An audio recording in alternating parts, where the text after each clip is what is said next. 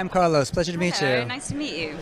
You got to tell me about the experience of stepping out onto that stage in front of all those people. Like the first few steps when you actually get to see them see you for the first time and they're excited about this thing.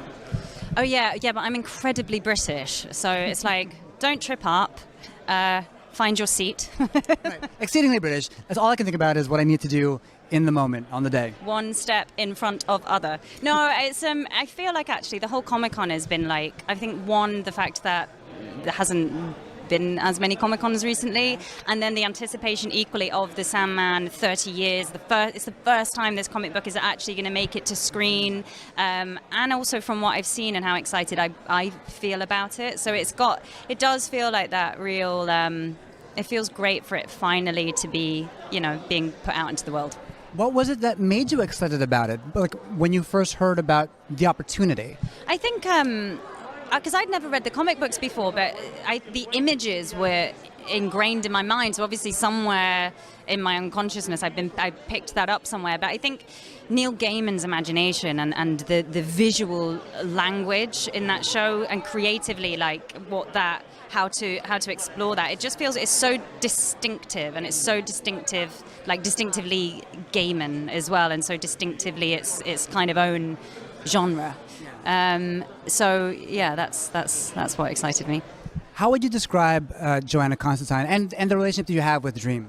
I would say Joanna Constantine is like a tough, dry, roguish cynic, but deep down inside is kind of a lone, tortured warrior, a lone wolf, doesn't really like to let people close, very armored.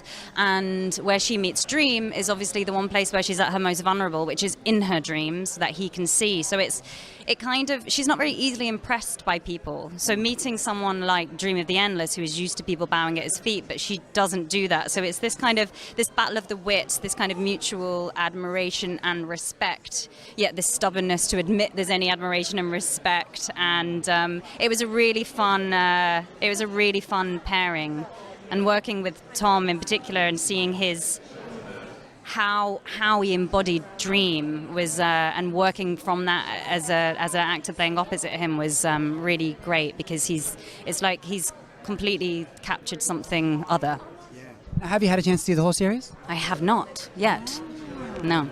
So, because it's interesting, like the setup is interesting. You have not all been in scenes together. No, he is the connective tissue between all of you. He's the connective tissue. So makes it one of the weirdest kind of press junkets, because you're like, hello, nice to meet you, Kirby, who I met today, who's playing Death, who I was sat next to. So it's great because there's so much for me to enjoy as a fan. But yeah, the anthology kind of nature of it is kind of bizarre. Was there anything that Neil said to you or to the cast at all that kind of set you on your course for this?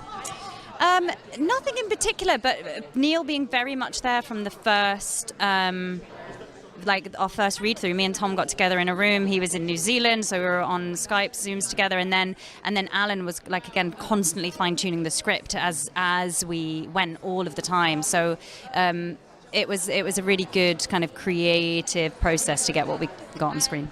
I'm super excited. I know a lot of people are too. Thank you for the time. Thank you.